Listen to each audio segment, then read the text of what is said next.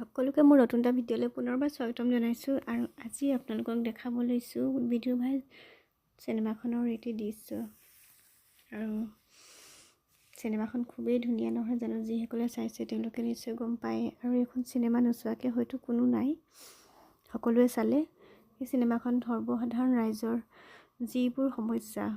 ভোগে সেই আটাইবোৰ কথা ইয়াত দাঙি ধৰিছে আৰু আমাৰ গাঁৱৰ পৰিয়ালৰ কিছুমান ঘটনা আৰু যিবোৰ সমস্যা সৰু সৰু সমস্যা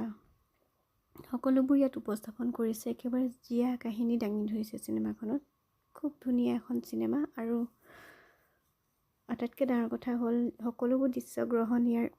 আমাৰ এই গোলাঘাটতে কৰা হৈছে সেইটো আটাইতকৈ গৌৰৱৰ কথা